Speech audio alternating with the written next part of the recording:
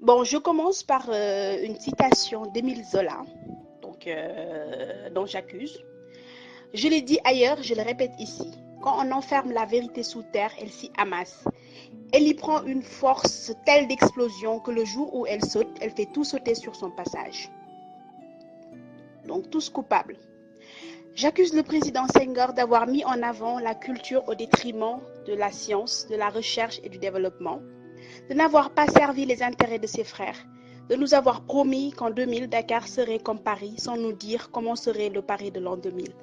J'accuse le président Diouf d'avoir laissé gangréner le laxisme, la corruption, la fainéantise, de n'avoir pas assez encouragé le sens du travail, du mérite et du devoir bien accompli, d'avoir promu de bons vivants, épicuriens dans l'âme, qui n'ont rien fait pour améliorer les conditions de vie de leurs frères. J'accuse le président Wade d'avoir mis à la tête de notre pays les plus grands voleurs de l'histoire. Pilleurs sans vergogne, incapables sans limite, leur nullité n'ayant d'égal que leur violence, leur arrogance et leur grossièreté. Menteurs éhontés, que dis-je, effrontés, ils n'avaient à la bouche que le mot milliard. D'avoir promu ministre des incultes qui ne savent même pas définir les fonctions et rôles d'un député. Je veux citer M. Farba Senghor. D'avoir brisé le rêve de millions de jeunes, Barça wala Barsak, car ils ne croyaient plus en la réussite par le travail. D'avoir encouragé des valeurs telles que le Nyak Diom, le Sambay Mbayan, la triche et le mensonge. La parole d'honneur qui jadis était l'une de nos plus grandes vertus, qui plus est venant d'un ancien, a été définitivement enterrée par son fameux Wahwahet. Oui, Monsieur le Président, je vous accuse. J'accuse le président Sall de n'être ni plus ni moins que la continuité du président Wade. Oui, il a été à la bonne école. Et la rupture annoncée me fait toujours rêver. Après le Gowana de son mentor, il nous sort le PSE, Plan Sénégal émergent. Quoi?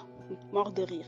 Oui, je ris, mais je ris jaune quand on nous parle de PSE alors qu'il y a des problèmes d'eau courante, un minimum vital. Quand il nous parle de RER alors que plus de 50% des Sénégalais s'éclairent encore à la bougie et qu'il y a encore des coupures intempestives d'électricité. Je ris jaune quand on nous parle de CMU, couverture maladie universelle, alors que beaucoup de Sénégalais n'ont pas de document de naissance et que les inscriptions se font sur des registres papier. Non, Monsieur le Président, vous n'avez pas jeté les bases de l'émergence. Non, ne nous dites pas cela, vous insulteriez notre intelligence. Enfin, j'accuse tous ces politiciens opposants qui veulent nous faire croire qu'ils feront mieux alors qu'ils ont tous pris part à ces gouvernements et n'ont rien changé. Nous avons tout compris. Le goût du pouvoir a été enivrant, certes, et sa perte horrible. Vous voulez votre part du gâteau et à la fin de la traite, lorsque vous aurez assez de lait, vous vous en irez avec nos milliards, laissant le Sénégal et les Sénégalais avec leurs dettes et les problèmes, des dettes que vous aurez contractées en notre nom. Chers politiciens, vous êtes notre plus grand problème. Vous êtes une calamité. Vous êtes une entrave au développement. Vous êtes responsable de tous les malheurs du Sénégal et on ne vous le pardonnera jamais. Le jour du jugement dernier, vous devrez expliquer pourquoi pendant que vous rouliez en 4x4, le pauvre paysan de Kédougou, de Fandène, de Fatick, de Matam n'avait pas 50 francs pour acheter du sucre pour sa bouillie. Pourquoi sa femme est morte en accouchant alors que vos femmes accouchent à l'étranger? Pourquoi nos enfants, nos frères sont morts au stade d'Amba Diop alors que vos enfants se rendent au stade Santiago Bernabéu pour le Classico?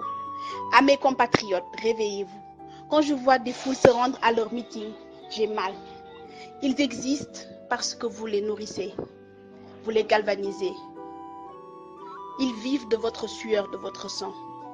Nous nous en sortirons mieux sans eux, sans leurs mensonges, car le développement du Sénégal se fera sans eux ou ne se fera pas. Un cri du cœur d'une Sénégalaise révoltée.